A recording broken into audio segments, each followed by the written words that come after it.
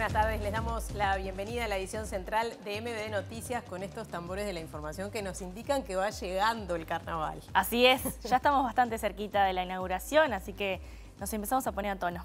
Sí, muy bien. Y bueno, y si te parece, vamos a empezar hoy mirando al otro lado del Río de la Plata. Dale, sí, importantísimo. Porque Argentina vive su primera jornada de paro general nacional desde el año 2019.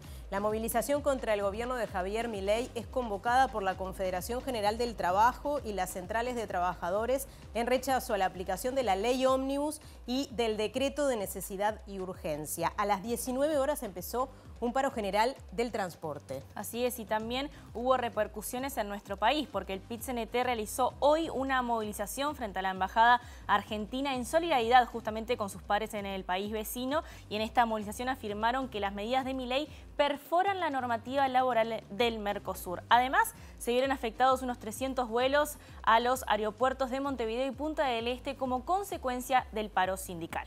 Tendremos un amplio desarrollo de esta información. Además, vamos a tener enseguida a nuestro compañero Alejandro Gabart, justamente presentándonos cuál es la situación en este momento en Argentina. Pero hay más. Y nos afecta muchísimo esto, así que vamos a mirar los titulares.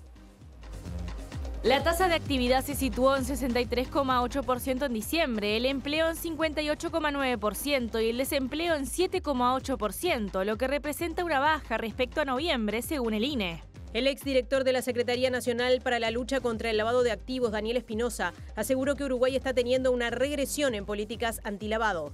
Aerolíneas Argentina reprogramó 26 vuelos y canceló otros 295. Entre ellos arribos y partidas para Montevideo y Punta del Este como consecuencia del paro sindical en Argentina.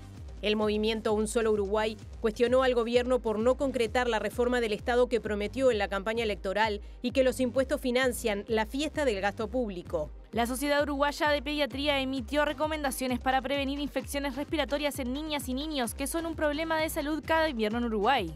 El canciller Omar Paganini participó de una reunión con sus pares del Mercosur en Asunción para analizar el avance del acuerdo comercial con la Unión Europea y el combate al crimen organizado. Mañana a las 19:15 comienza el desfile inaugural del carnaval, del que participarán las distintas agrupaciones que luego se verán en el concurso oficial.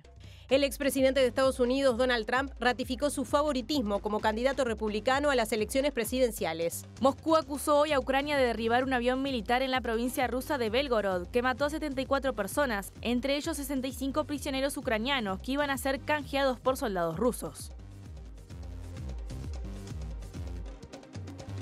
Muchas gracias por acompañarnos en esta jornada. Les recordamos que nos pueden ver también en vivo por YouTube y que también nos pueden seguir en la página web de TV Ciudad, tvciudad.ui. Comenzamos la recorrida por los barrios con Natalia Nogués.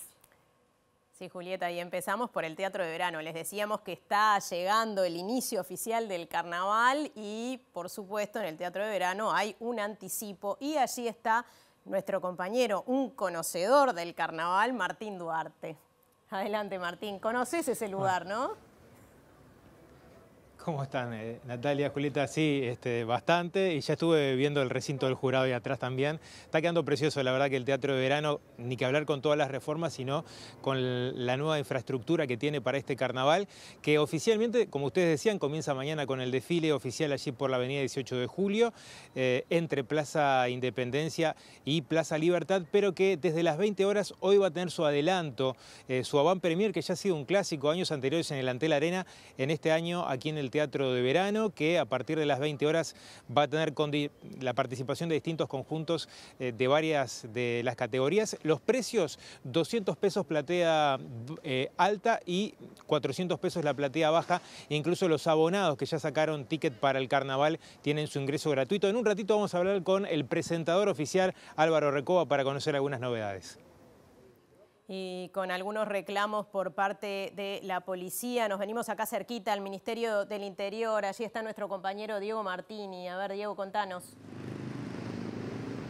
Nati, Juli, buenas tardes para todas y todas. Así es, hay reclamos desde sindicatos policiales, especialmente del de la Guardia Republicana, por un caso que involucró a 2 trabajadores que fueron enviados a patrullar a la zona de Villa Española a pie, en un horario nocturno por más de 12 horas, así que vamos a estar hablando de este tema que fue repudiado por el Sindicato de Policías Aeromédicos Canarios y se espera que haya novedades en estos días. Gracias, Diego. Ahora les comentamos que hablaron sobre las políticas antilavado y la necesidad de mayores controles. El supervisor de fiscalización de la Secretaría Nacional para la Lucha contra el Lavado de Activos, Gustavo Misa, y el ex director del organismo, Daniel Espinosa.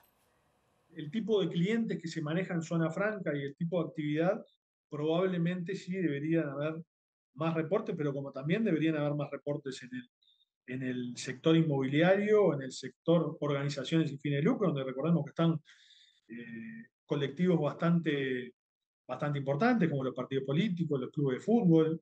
A mí lo que me parece es que el gobierno está mostrando mucha permeabilidad a determinados lobbies.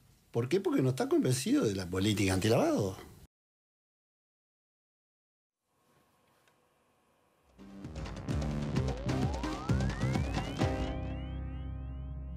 Empezamos por el ámbito internacional, como anunciábamos recién, Julieta. Así es, y por eso es importantísimo recibir ahora en estudios a nuestro compañero Alejandro Gabar, que va a estar hablando justamente de uno de los temas más importantes de la jornada. ¿Cómo estás, Jano? ¿Qué tal, Nati, Juli? Bueno, muy bien. Evidentemente, este fue el primer paro que ha tenido el gobierno de Javier Milei, que generaba muchas expectativas, porque sobre todo se daba en un ámbito de discusión, que es concretamente el de la ley ómnibus, que dicho sea de paso, ha quedado para la semana próxima, por lo menos a nivel del Pleno del Congreso argentino, y es una de las leyes a las que se opone el movimiento sindical y las organizaciones sociales argentinas, la ley ómnibus y el decreto de necesidad y urgencia, que dicho sea de paso también, ha tenido por parte de la justicia la aceptación de un recurso de amparo presentado por los trabajadores sobre 6 artículos que, bueno, fueron impugnados y que ahora deberán ser estudiados y han quedado en suspenso, tienen que ver con las realidades laborales. Pero lo cierto es que este paro generaba muchas expectativas, no solo por ser el primero, sino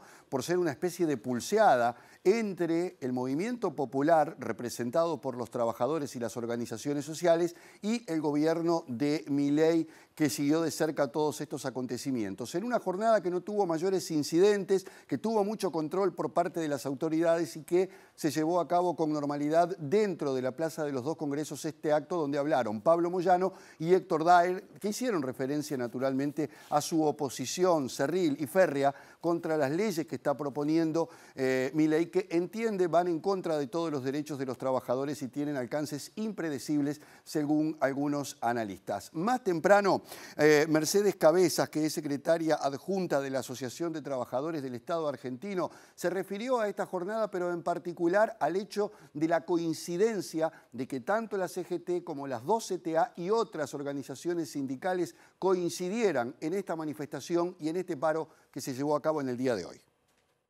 Hoy, el 24 de enero, no es un camino que termina, es un camino que empieza a forjar una unidad de acción en torno a resistir las políticas de ajuste y en función de entender que la casta no es el pueblo, ¿no? Estamos ante una situación muy compleja.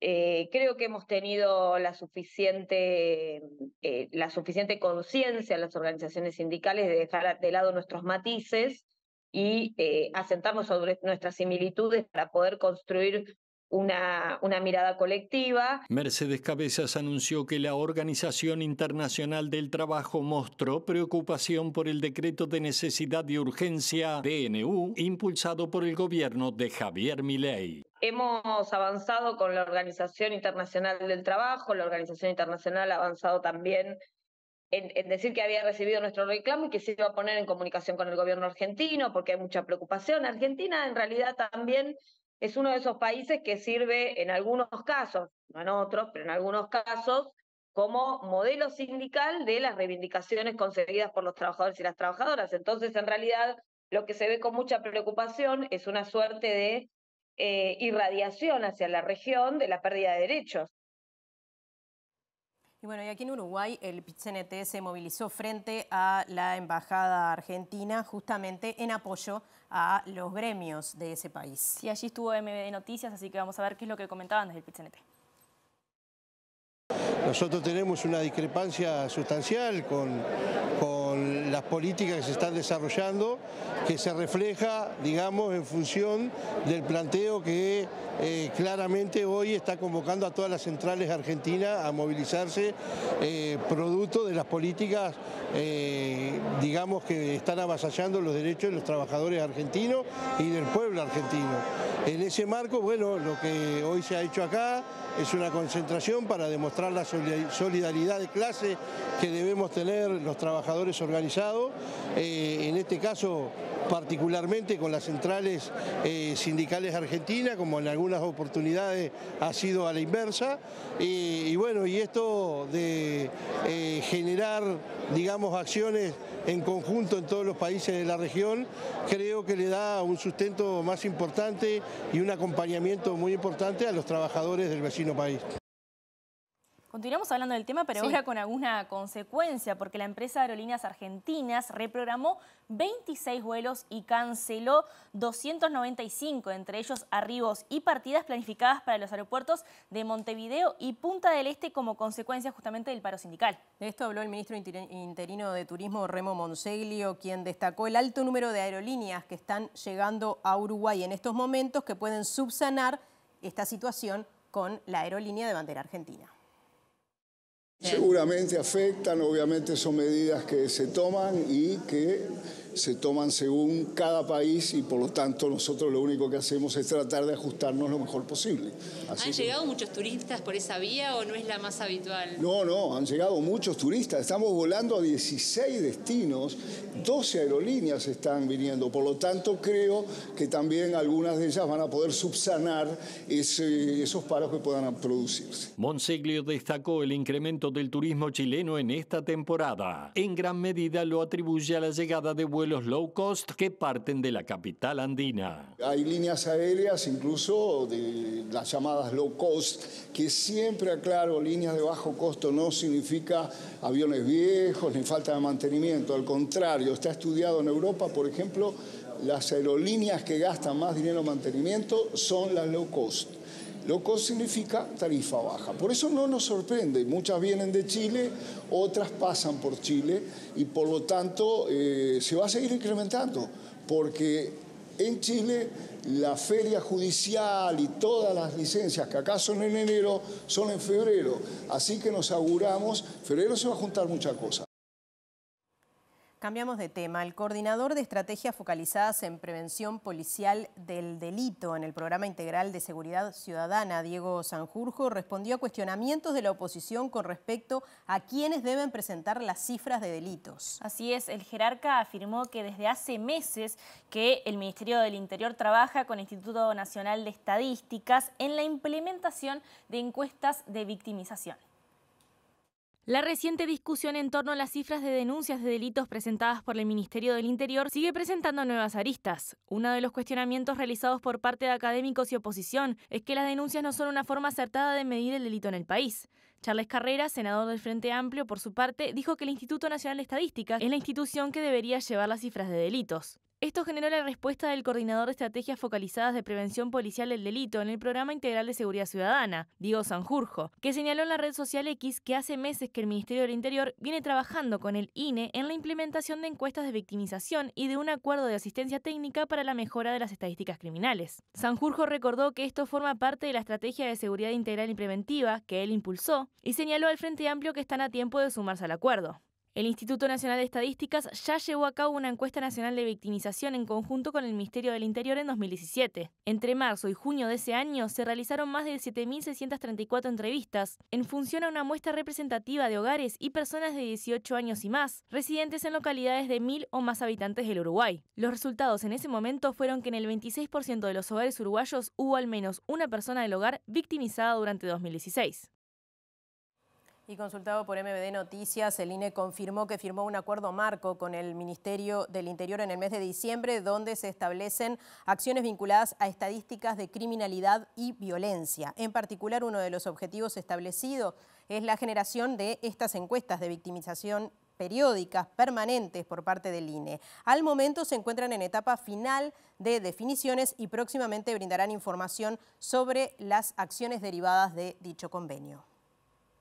Y continuamos hablando de seguridad porque nuestro compañero Diego Martini nos llama ahora desde el Ministerio del Interior. Adelante, Diego.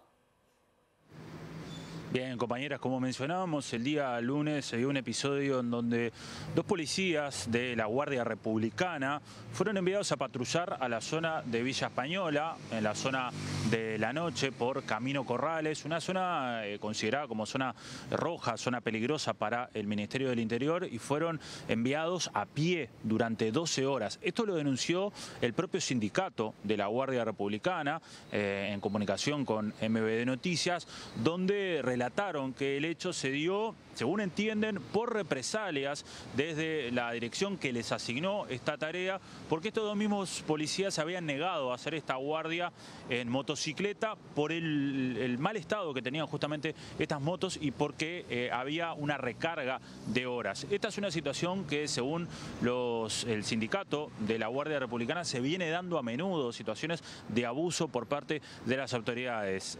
Por este caso puntual, el sindicato denunció este hecho ante las autoridades de la Guardia Republicana y también le hizo llegar e hizo saber sobre este episodio al subsecretario del Ministerio del Interior, Pablo Abdala, a quien también le han dado cuenta de otras situaciones, según nos informaron desde el propio sindicato de la Guardia Republicana. En estos días va a haber una asamblea abierta por parte del sindicato de la Guardia Republicana y se convoca también a otros sindicatos de la Policía Nacional para dar cuenta de situaciones que se están viviendo justamente entre colegas. Sobre esto hasta ahora se expresó, además de la Guardia Republicana, el sindicato de policías agremiados canarios, quienes compartieron el sentir de sus colegas de la Republicana y dijeron que ya hace tiempo han tomado cuenta de esta situación por parte de la Guardia Republicana, en situaciones que se dan de abuso hacia los propios policías, con recargas, con falta de herramientas que dificultan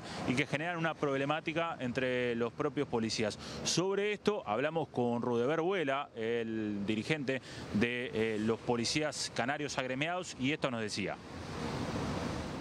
Tenemos noticias a través de muchas intervenciones que han debido hacer los compañeros de la Guardia Republicana, de prácticas que se habían dejado de llevar a cabo y que lamentablemente han vuelto, y que hoy día realmente nos plantean un desafío con respecto a la seguridad física y psicológica de los funcionarios, ¿no?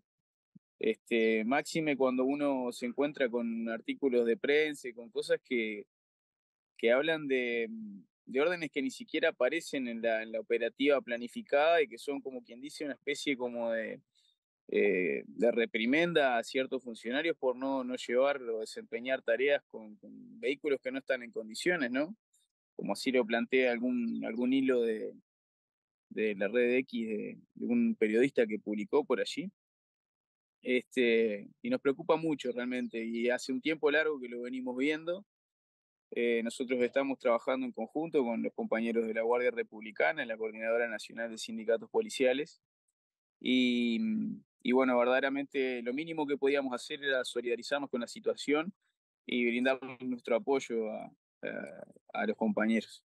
Desde el sindicato se refirieron a la falta de atención en salud mental tras el suicidio de un policía este martes. No existe una capacitación, no existe un entrenamiento, un adiestramiento en poder evitarlo desde la propia persona, pero tampoco en abordarlo desde las unidades operativas. No hay una empatía, está muy complicado ese tema. Nosotros hace mucho rato venimos haciendo propuestas y creemos que una de ellas es la periodicidad en la terapia psicológica del funcionario policial. Nosotros creemos que hoy día esa sería una medida a tomar en cuenta para tenerla ya desde la firma del contrato policial.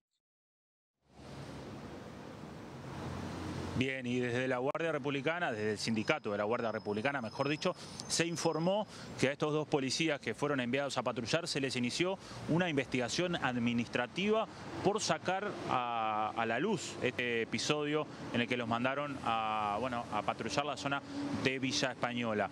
mencionábamos y escuchábamos ahora el caso de un joven de 20 años que ayer se quitó la vida, integrante también de la Guardia Republicana en la ciudad de Las Piedras.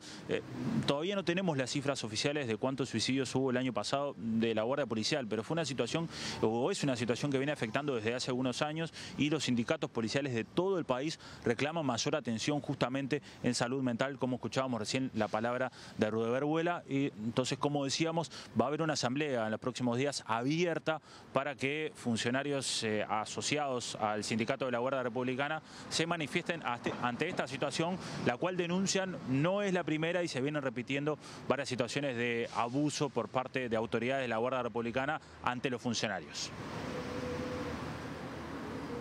Gracias, Diego, por la información. Continuamos con un tema lateral de alguna manera, porque el director de la Secretaría Nacional de la para la lucha contra el lavado de activos, Daniel Espinosa, aseguró que Uruguay está teniendo una regresión en las políticas antilavado. Y considera que no hay una estrategia clara para prevenir este delito. Tras la aprobación de la rendición de cuentas, el artículo 109 quitó la obligatoriedad de las empresas que operan en zona franca de reportar actividades sospechosas a la Unidad de Información y Análisis Financiero del Banco Central. En diciembre fue incautada una carga de 2,6 toneladas de cocaína en Bélgica que se embarcó en Uruguay. Para el exdirector de la Secretaría Nacional para la Lucha contra el Lavado de Activos y Financiamiento de Terrorismo, Uruguay no está teniendo una estrategia en materia de combate al lavado, algo clave en la lucha contra el narcotráfico. También la autoridad tiene que tener claro a dónde va y para qué son estas normas y para qué estos estándares se aplican en todo el mundo. ¿Por qué? Porque el Estado no puede detectar todas las operaciones sospechosas, precisa el sector privado. Entonces, a mí lo que me parece es que el gobierno está mostrando mucha permeabilidad a determinados lobbies. ¿Por qué? Porque no está convencido de la política antilavado. No tiene una política antilavado firme. Y además te lo reafirma esto de que ni siquiera le está dando a la CENACLAF el lugar que tiene que tener. Y ahí hay una contradicción entre el discurso de vamos contra el narcotráfico y demás. Por supuesto, porque si yo digo, dentro de lo que tengo que hacer, por supuesto, uno de las patas, el ministro Martinelli ahora lo ha incorporado, antes no se hablaba tanto de eso. Que es razonable, es decir, el crimen organizado hay que atacarlo por varios lados. Uno es el lavado. Pero yo, en vez de mejorar el lavado, he tenido retrocesos permanentes. Y sobre todo en cuanto al mensaje, al tema político.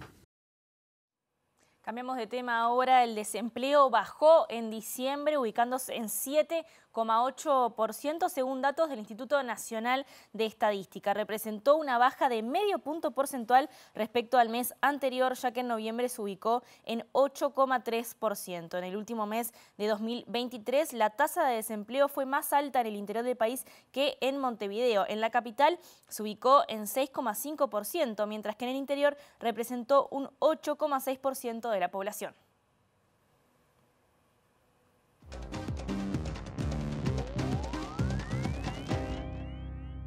Hoy es miércoles, columna de análisis político, y vamos a hablar de este largo proceso electoral que además, como dijimos varias veces, Eduardo, comenzó precozmente. Bienvenido, Eduardo Botinelli.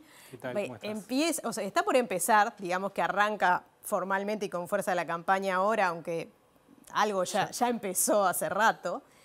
Pero va a terminar recién en mayo de 2025 con las elecciones departamentales. Exactamente, arranca, digamos, oficialmente la elección del 30 de junio, es la primera instancia, pero claramente tenemos... Las internas por ahora no obligatorias. Internas no obligatorias, pero que definen mucho. Sí, claro. Y empezamos con el primer punto de esto, que es justamente, para hablar de mayo del 2025, tenemos que hablar de junio del 2024, porque ningún partido puede presentarse en mayo del 2025 si no participa en la instancia del 30 de junio del 2024. Son elecciones internas, voluntarias para los votantes, pero obligatorias para los partidos políticos. Es decir, los partidos tienen que presentarse en la elección interna de 2024 para poder participar de todo el proceso electoral, del ciclo electoral, en este caso 2024-2025, y además, para poder seguir adelante luego de las internas, tienen que tener un mínimo de 500 votos. Es decir, los partidos que no alcanzan 500 votos en junio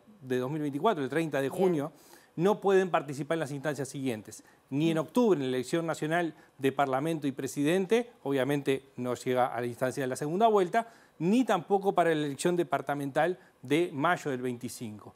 Pero además, en la placa vemos una frase que está en el literal G de una disposición transitoria de W de la Constitución de la República, que es la reforma constitucional que se hizo en el año 97, que reformó el ciclo electoral, donde establece también que quien se presentara como candidato a cualquier cargo en las elecciones internas solo podrá hacerlo por un partido político y queda inhabilitado para presentarse como candidato a cualquier cargo en otro partido en las inmediatas elecciones nacionales y departamentales. ¿Qué significa esto? Que quien se presenta por un partido a cualquier cargo en junio del 24 no puede participar por ningún otro partido ni en octubre ni en mayo.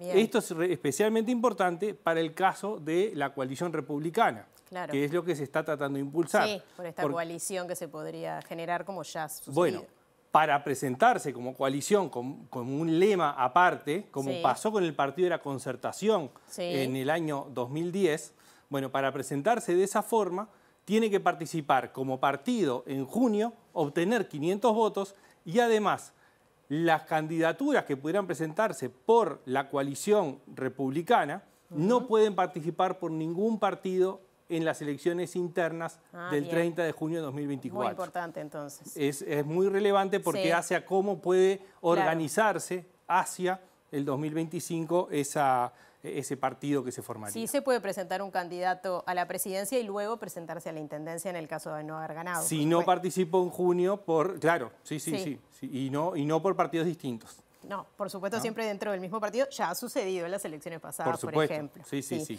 ¿Y cómo se eligen estos candidatos a intendente o intendenta?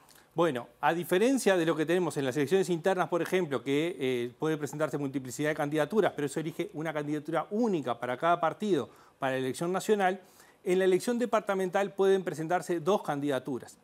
Y está la posibilidad de que se puedan presentar hasta 3 candidaturas, que ha sido muy habitual. Sí. Y eso se logra... Recuerdo al Frente Amplio en las últimas departamentales, 3 candidatos. 3 candidaturas, ¿no? En la elección departamental de Montevideo, en el interior ha sido muy recurrente en casi todos los partidos. Y esto se logra con un jueguito que hay detrás, que es que ante un empate entre las candidaturas, ¿quién decide las candidaturas? El órgano deliberativo departamental. Bien, que se eligen las internas. Que se eligen las internas. Ese organismo que se eligen las internas habilita las candidaturas. En caso que 2 candidaturas queden empatadas en el segundo lugar, se habilita que haya 3 candidaturas. Entonces muchas veces se utiliza ese recurso, es decir, un acuerdo político que lleva un empate en el segundo lugar para que vayan 3 candidaturas. Las candidaturas se presentan dentro de un partido. Todas las candidaturas de un mismo partido suman a ese partido y resulta elegido la candidatura más votada del partido más votado. Bien. No hay ni segunda vuelta, no hay una exigencia de alcanzar ningún guarismo, ni es tampoco la exigencia de una diferencia del primero sobre el segundo, ¿no? Esa es la forma, digamos, en que se elige el intendente o la intendenta de cada uno de los departamentos. Bien, estabas hablando recién de esta posibilidad de unión de los partidos que hoy integran la coalición de gobierno, o sea, los mismos partidos, esta coalición multicolor, que sería la coalición republicana, en el caso de algunos departamentos, serían 6. Bueno, en principio el acuerdo que se está alcanzando es presentarlo en 6 departamentos. Y vamos a ver en el mapa cómo estos departamentos y cuál es la razón por la cual se eligen estos 6 departamentos. Hay 3 departamentos que son los que actualmente están gobernados por el Frente Amplio, que son Montevideo, Canelones y Salto. Esos son 3 de los departamentos. Los otros 3 departamentos están gobernados por el Partido Nacional, que son Rocha, Paysandú y Río Negro. ¿Bien? Esos son los 6 departamentos. ¿Qué sucedió en cada uno? Bueno, en Montevideo y Canelones el Frente Amplio tuvo más del 50% de los votos. Ahí lo que hay es una competencia, digamos, donde podría darse una polarización y tratar de ajustar la competencia más firmemente, una especie de balotaje, digamos, entre las 2 grandes bloques. El mismo sentido que el balotaje. Digamos, el mismo sentido, la misma lógica. Depende también cuántos partidos más puedan llegar a participar, que también puede darse por fuera de esos 2. Ahora, en el resto de los departamentos, lo que sucedió es que el Frente Amplio estuvo en el entorno del 40%. Claro. ¿No? Es decir, en Rocha sacó el 41,5% y en el resto de los departamentos sacó el 40%. En Salto ganó porque el tercer partido, que en este caso fue el Partido Colorado, votó bien, y el Partido Nacional, saliendo segundo, en realidad, entre los dos, superaron al Frente Amplio. En el resto, el Partido Nacional votó por encima del Frente Amplio solamente, y con eso retuvo la intendencia. Hay algunas particularidades. Por ejemplo, en Rocha tuvo un rol importante Cabildo Abierto, votando adentro del Partido Nacional.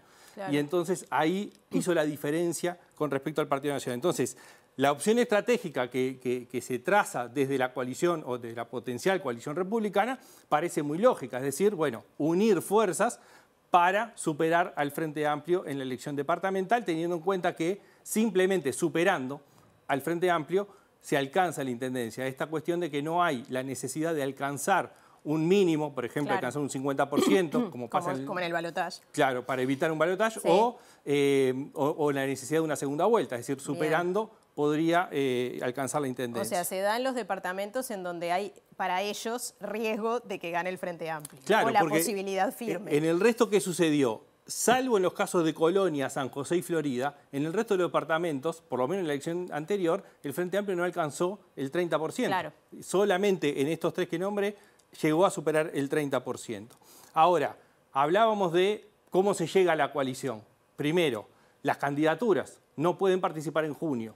Segundo, es cómo se define, si se pueden llegar a tener un máximo de 3 candidaturas, cómo se define en la coalición qué partidos llevan candidatos. Porque son más de 3. Exactamente. Y ahí está habiendo algunos temas a resolver. ¿No? Porque, por ejemplo, en Canelones aparece como una cuestión bastante clara, en principio, hay que ver si se ratifica el acuerdo, que el Partido Nacional iría con 2 candidaturas y la tercera candidatura de la coalición republicana se definiría en octubre entre Cabildo Abierto y el Partido Colorado. Ahora, en Paysandú está habiendo discusiones sobre cuántas candidaturas puede llevar cada uno y seguramente octubre sea un lugar donde se puedan definir estas cosas, es decir, cuánto voten cada uno de los partidos que conforman esa coalición determine efectivamente cómo se distribuyen las candidaturas. Si es 2 candidaturas de un partido y una a definir dentro del resto de los partidos,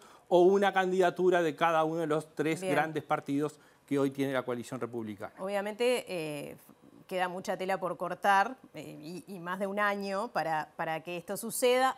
Y va a pesar todo lo que hay en el medio, claramente, para estos candidatos, pero ya están surgiendo algunos nombres, ¿no? Con bastante fuerza, el de Felipe Schipani en el Partido Colorado, el de Martín Lema, el ministro de Desarrollo Social por el Partido Nacional, y también el de Álvaro García, de Plataforma del Frente Amplio, por una iniciativa, ¿no? Una juntada de firmas como en respaldo a la posible candidatura de García.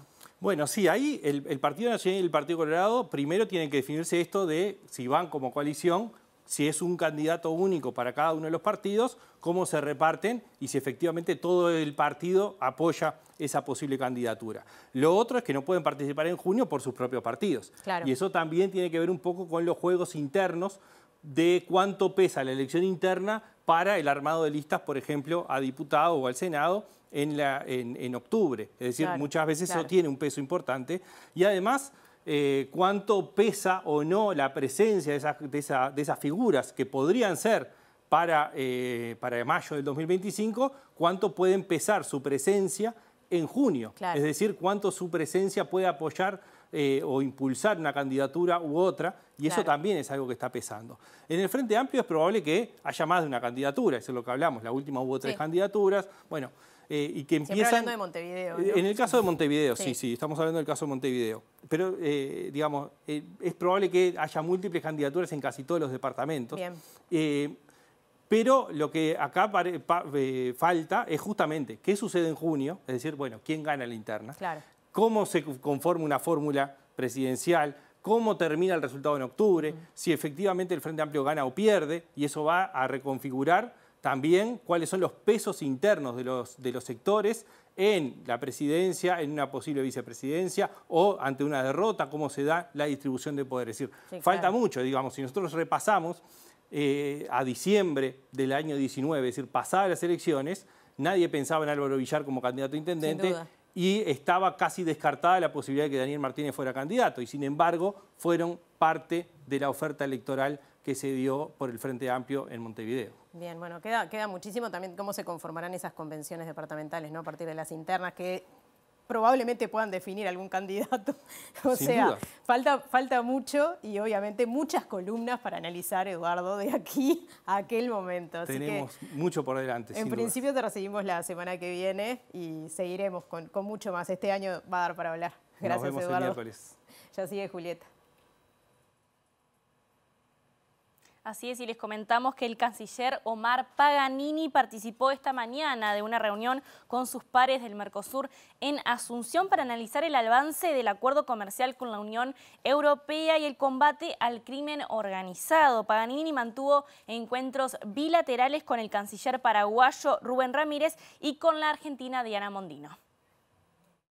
La cumbre de cancilleres convocada por el presidente paraguayo Santiago Peña al frente del bloque regional hasta julio de 2024 fue la primera con participación del nuevo gobierno argentino de Javier Milei y con Bolivia como miembro pleno del Mercosur. Luego del encuentro diplomático, los cancilleres continuaron el diálogo en un almuerzo con el mandatario paraguayo. Si bien hasta el momento no hubo declaraciones oficiales, previo a la cumbre Peña había dicho que continuar con las negociaciones para el TLC con la Unión Europea depende de una decisión política. Antes de asumir la conducción del bloque de manos de Brasil, el presidente paraguayo había dicho que era partidario de cerrar el capítulo con Europa y concretar acuerdos con otros países o regiones. Antes de la cumbre, el canciller Paganini mantuvo bilaterales con el anfitrión Rubén Ramírez y la argentina Diana Mondino, con quien dialogó puntualmente sobre la necesidad de dragar a 14 metros el canal de acceso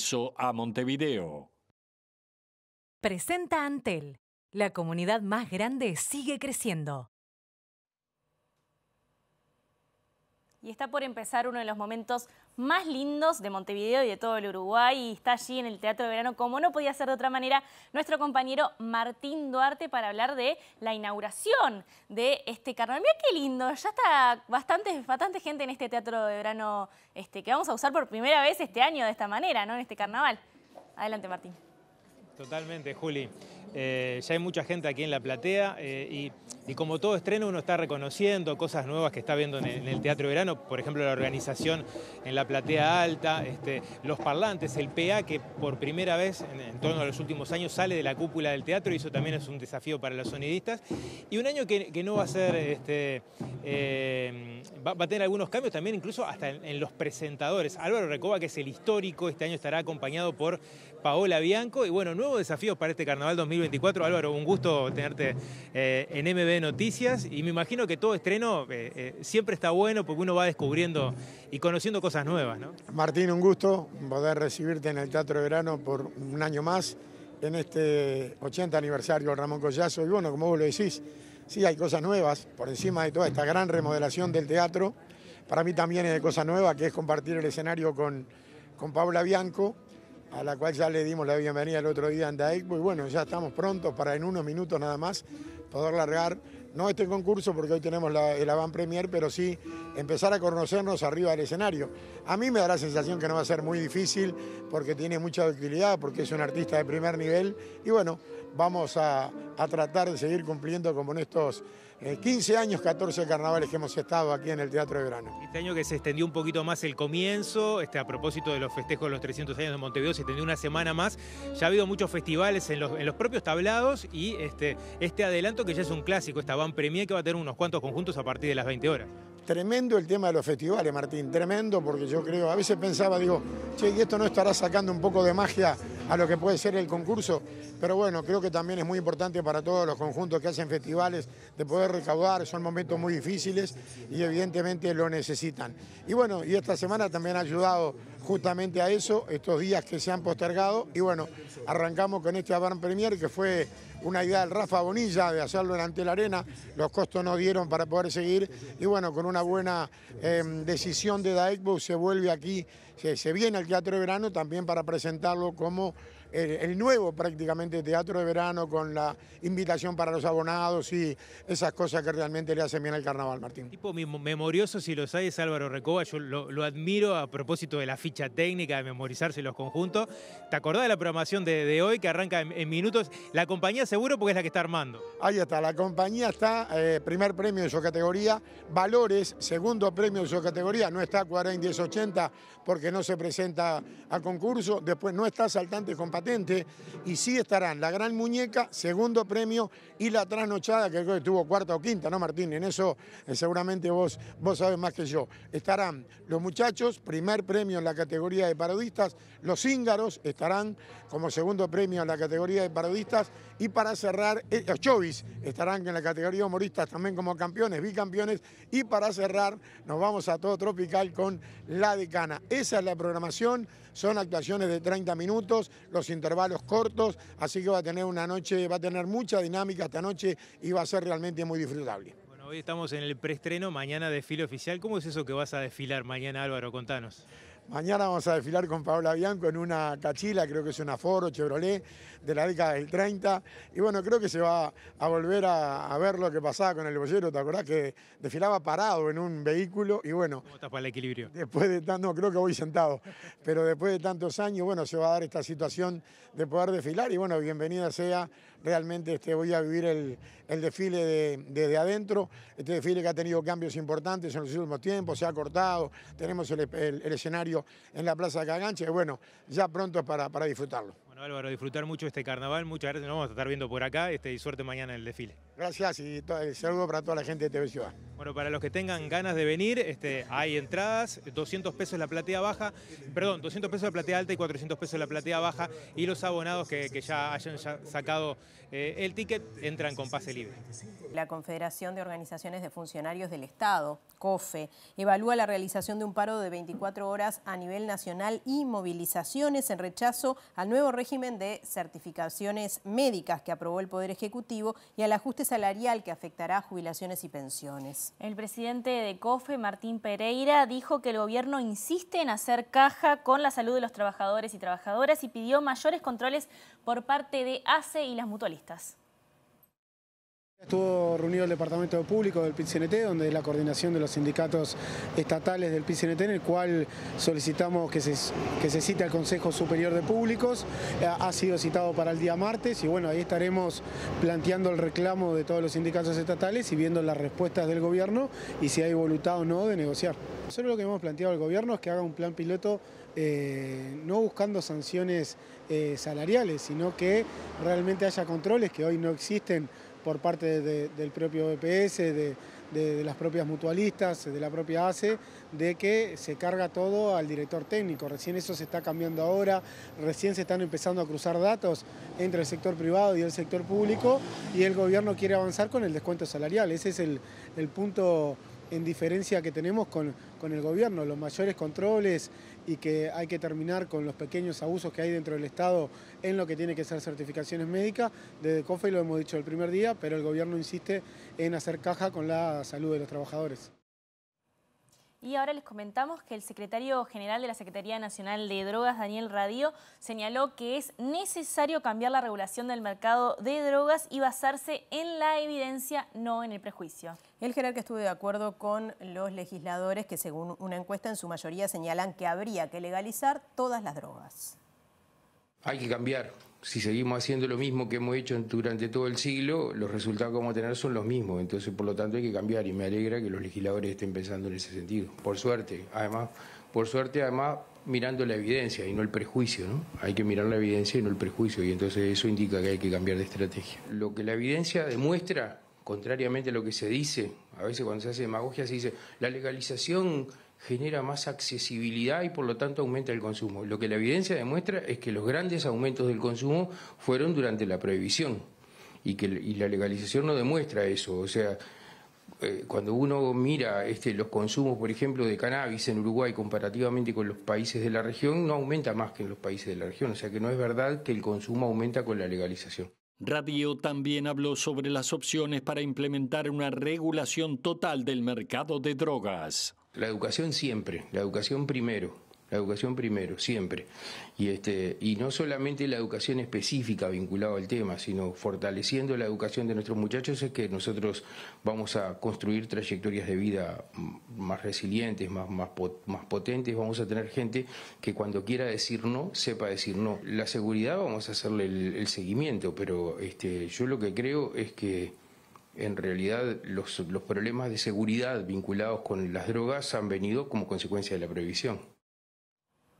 Bien, y les contamos que la Sociedad Uruguaya de Pediatría difundió un comunicado este miércoles sobre la campaña de vacunación contra COVID-19 después de que el Ministerio de Salud Pública publicara un informe que indica que el coronavirus se ha mantenido en niveles intermedios altos en las últimas semanas. Según publica La Diaria, la Sociedad Uruguaya de Pediatría emitió una serie de recomendaciones para prevenir infecciones respiratorias en niñas y niños que son un problema de salud cada invierno. Señalan en principio que es necesario protegerlos de enfermedades respiratorias virales y bacterianas prevenibles por vacunación como la influenza, el COVID-19 y el neumococo. Recomiendan evitar exponer a los niños y niñas a personas enfermas o con síntomas respiratorios, alejarlos de sitios con hacinamiento y con gran afluencia de gente y cerrados, ventilar espacios cerrados y evitar la exposición a humo, en especial de tabaco. Hace especial hincapié en el lavado de manos con agua y jabón, en el uso de mascarilla cuando se está en contacto con personas que tienen síntomas respiratorios y al toser o estornudar, cubrir nariz y boca con la parte superior de brazo o codo. También exhortan a mantener el calendario de vacunas al día. Aclaran que como niños, niñas y adolescentes de 5 a 17 años no están incluidos en la campaña de vacunación recientemente anunciada por el Ministerio de Salud Pública, lo ideal sería evacuar cada situación con el médico tratante. De ser necesaria la vacuna, se recibirá con una receta médica. Bien, cambiamos de tema. El Ministerio de Transporte y Obras Públicas ultima los detalles para definir el trazado final de la autopista que conectará la ruta interbalnearia con la ruta 8 de Canelones. A propósito, vecinas y vecinos de la zona señalan que ya se iniciaron algunos contactos desde la cartera para comunicar sobre posibles expropiaciones y señalan que la obra dañaría la fuente de agua de 155.000 personas.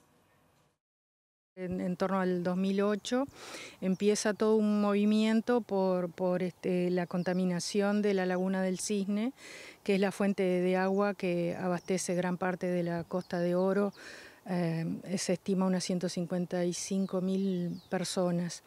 Y allí todo un proceso, movimiento de vecinos, de la Intendencia Municipal, departamental, hasta que se llega en 2015 a concretar una normativa cautelar que protege el área, sobre todo porque había grandes plantaciones de soja, glifosato, pesticidas, y se concreta en 2015, como decía, y se empiezan a instrumentar una serie de medidas.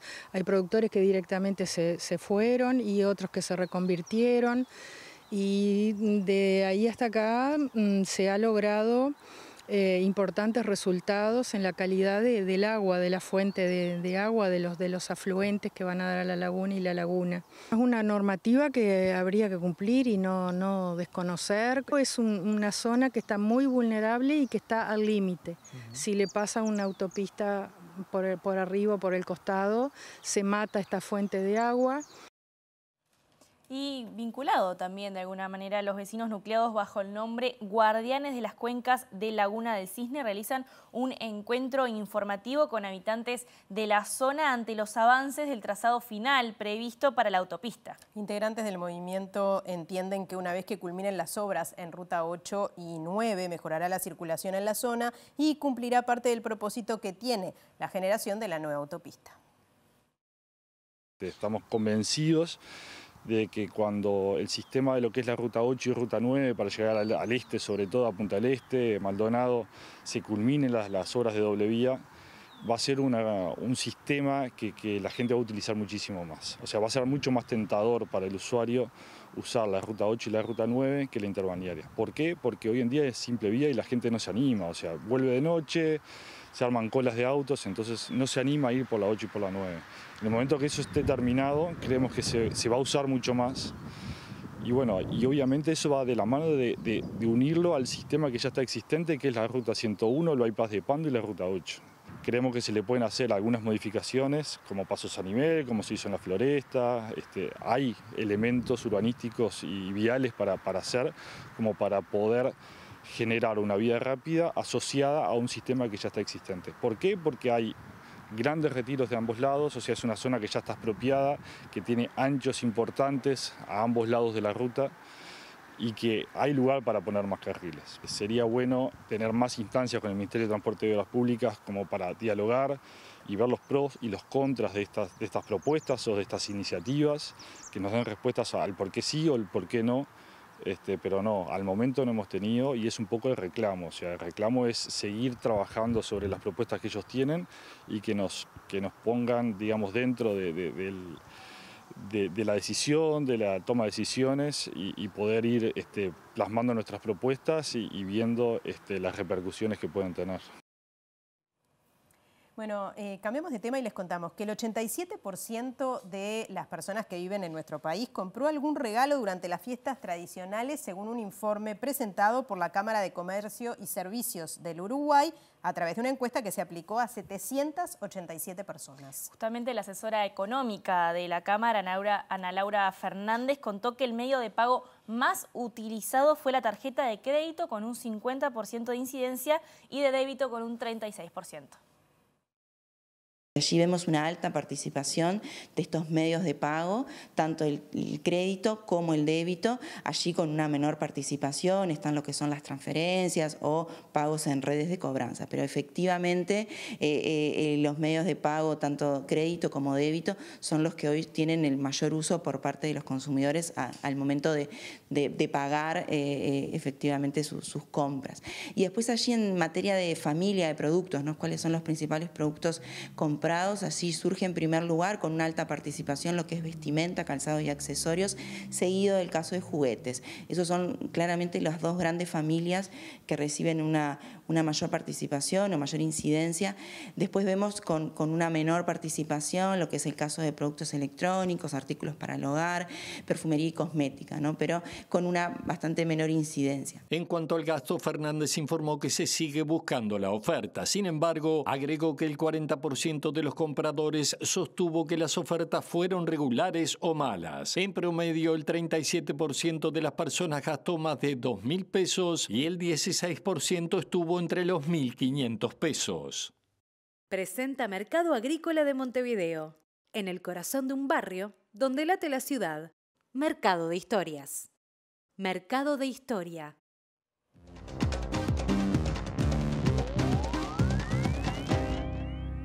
Bien, y retomamos el tema internacional hablando de la Argentina, porque de última hora se supo que en la desconcentración de las personas que justamente habían participado del acto se generaron algunos incidentes. Concretamente hay un policía herido de un botellazo, también se le arrojó gas pimienta a algunos manifestantes que se resistían a retirarse y por tanto se cortó la avenida Callao, allí frente al Congreso donde estaba el grueso del núcleo que se concentró hoy en el marco de este paro que llevaron adelante las organizaciones de trabajadores en la República Argentina. Pero para conocer un poco más, vamos a meternos en este informe que nos envió el periodista de A24, Pablo Vinocur, donde nos cuenta un poco cómo ha transcurrido esta jornada, qué significa este primer paro para el gobierno de Milei y qué evaluaciones se hacen a esta hora del efecto que puede tener, como decíamos al comienzo, en medio de una discusión que se está dando a nivel del Congreso para aprobar esta ley ómnibus que ha sido tan polémica y el decreto de necesidad y urgencia. Esto nos decía Pablo Vinocur.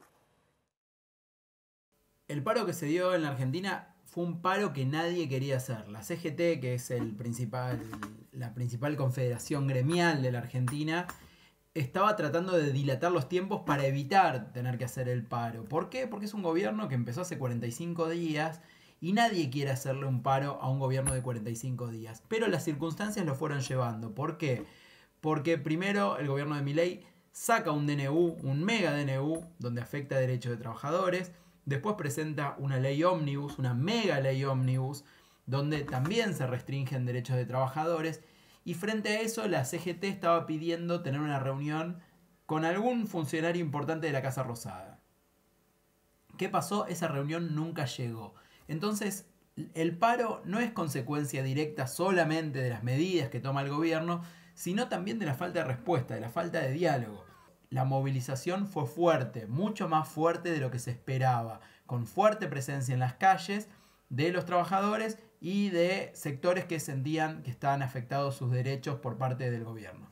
El paro fue un éxito, le sirvió a los que organizaron el paro porque mostraron poder de movilización y poder de fuego, mostraron que pese a que no fueron los más electos en las urnas, tuvieron la capacidad de seguir organizando a su núcleo de votantes y al núcleo de ciudadanos que los siguen, y fue un éxito también para el gobierno. ¿Por qué para el gobierno? Porque les permite mostrar lo que está del otro lado, que es la vieja política.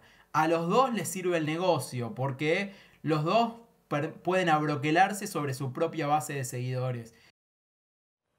Habrá que esperar a ver qué resultado tiene todo esto y ahora nos vamos a otro escenario que son las elecciones internas en Estados Unidos. Ayer se llevaron a cabo en el estado de New Hampshire, un estado que no tiene mucha incidencia desde el punto de vista de la cantidad de votos que tiene en la convención, pero sí que es determinante y por eso las primeras elecciones se llevan a cabo allí. Más allá de que en la interna de Iowa, que también es importante, había ganado Donald Trump, quien parece encaminarse ya como único candidato del Partido Republicano, porque recordemos que tras la victoria en Iowa renunció uno de sus principales contendientes, el gobernador del estado de la Florida, Ron DeSantis, y solamente Nikki Haley, que fue representante de Estados Unidos ante la ONU, embajadora, y también fue gobernadora del estado de Carolina del Sur, sigue adelante, a pesar de que las opciones son muy pocas que tiene de llegar al poder, según los analistas, donde parece que Trump va a ser el candidato republicano para las próximas elecciones.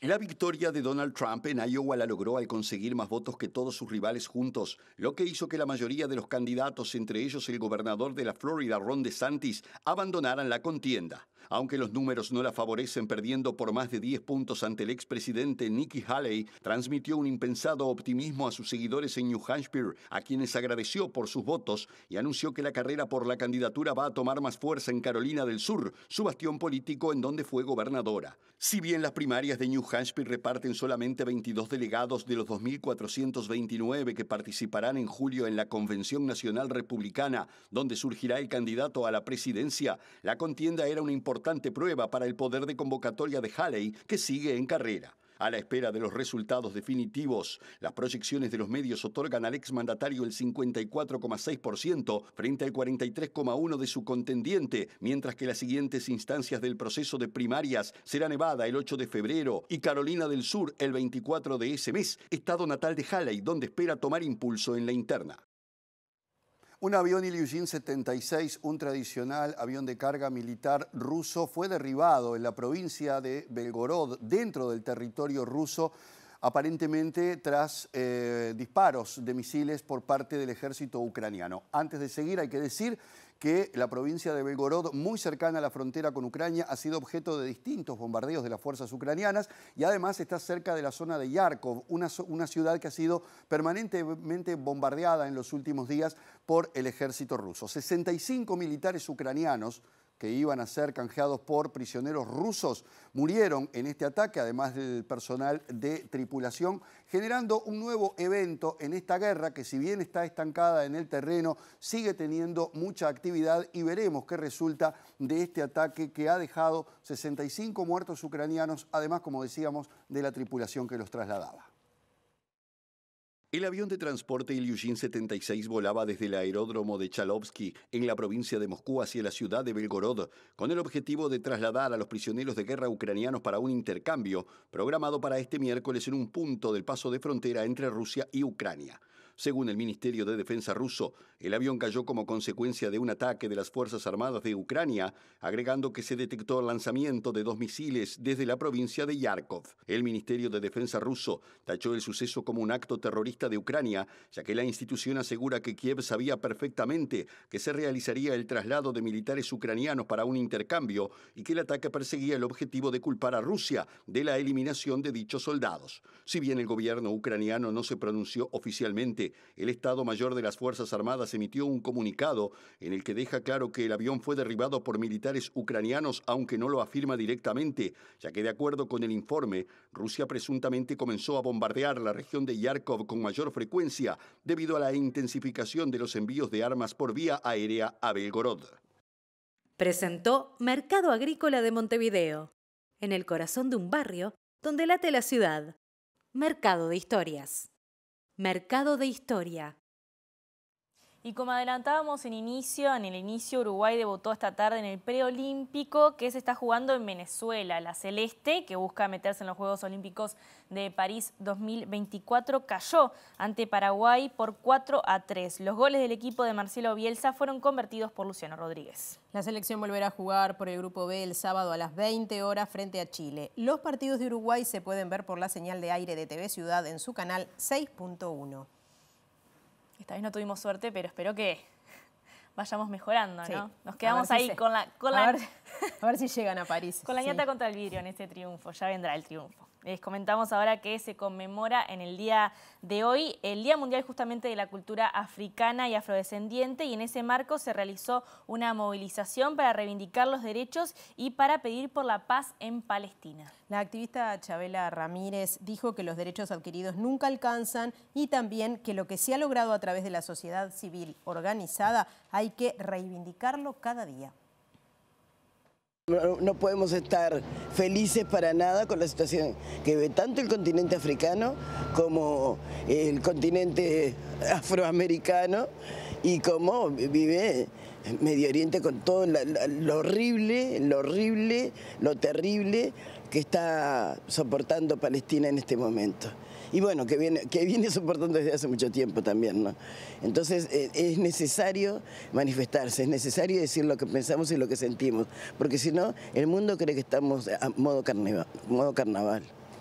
Ramírez dijo que no se sintieron representados en los festejos por los 300 años de Montevideo que realizó la comuna. Manifestó que el candombe es mucho más que los 300 tambores que se hicieron presentes en la celebración.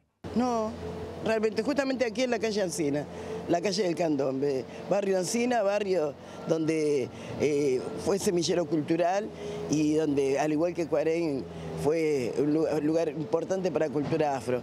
Nosotros entendemos que a través de las mamas, a través de la Casa de la Cultura, que con 300 tambores no alcanza, porque el candombe es mucho más que eso. Y aparte con la idea siempre de descarnavalizar el candombe, porque no es solamente carnaval. Entonces, los tambores tienen voz, pero los grupos de candombe y otras expresiones, sobre todo artísticas, también tenemos voz. Y realmente nos sorprendió que no nos vimos por ahí.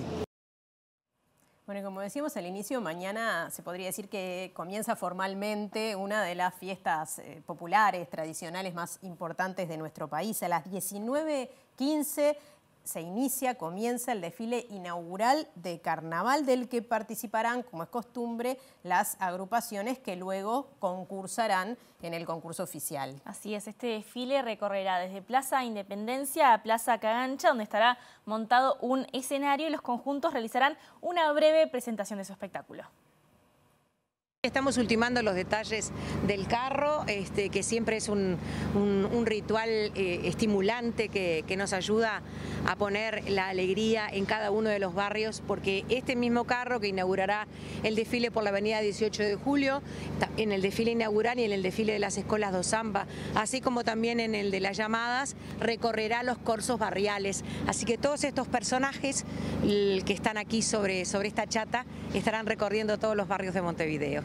Sebastián, contanos un poco la idea de cómo fue la concreción de esto que ahora estamos viendo aquí atrás nuestro. Bueno, fue un proceso primero de sumarse a estos 300 años en esa temática, y es difícil hacer un raconto, vamos a decir, de esos 300 años, y hay que hacer una pequeña selección. Entonces, para eso elegimos a íconos indiscutibles.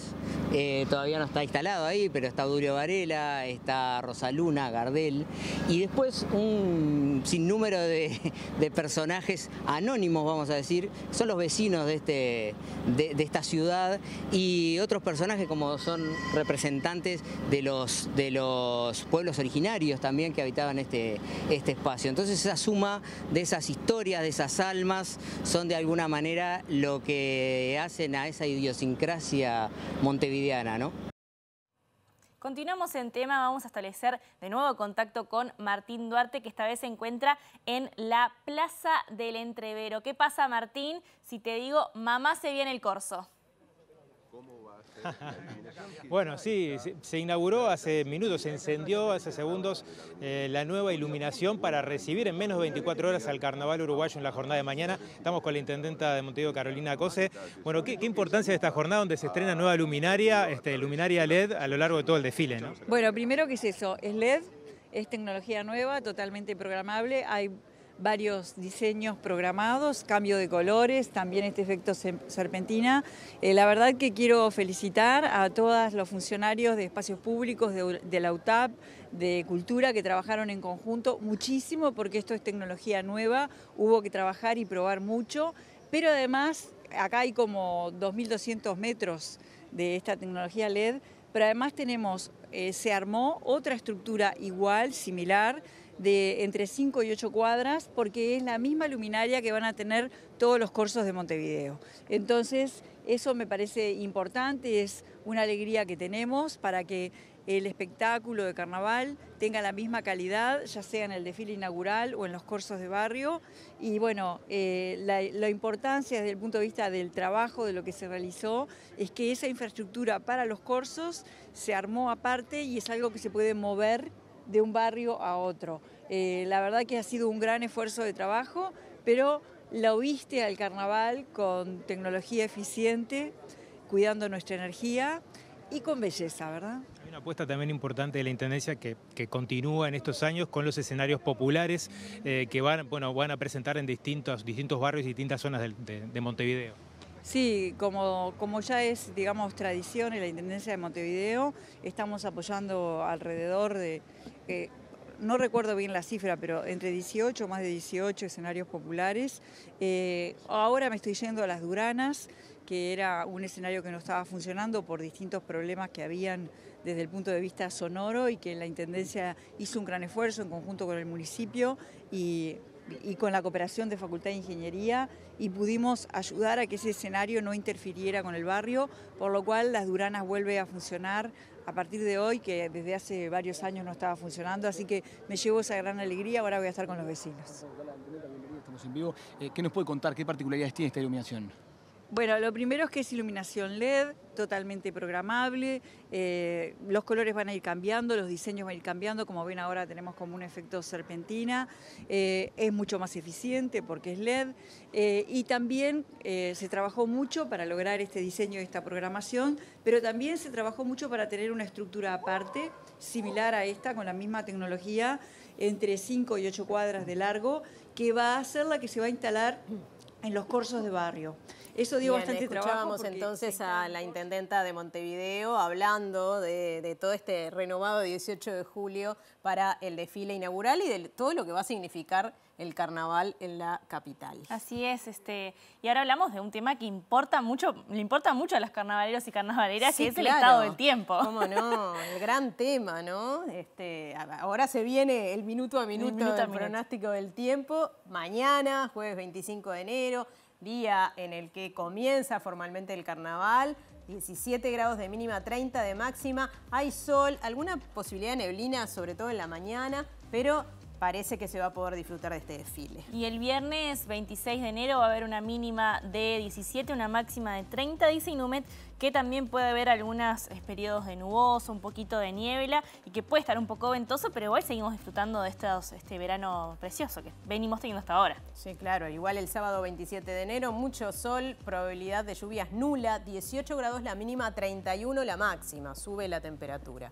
Y nosotros nos vamos. Así es. Nos vamos, los dejamos con lo mejor del lado B y Mira Montevideo. Y mañana nos reencontramos en las primeras ediciones de MD Noticias y nosotros vamos a estar aquí a las 19 horas. A las 19. Hasta mañana. Hasta mañana.